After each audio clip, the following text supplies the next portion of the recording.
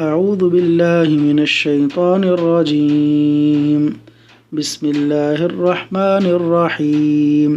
قرض سے نجات کا وظیفہ۔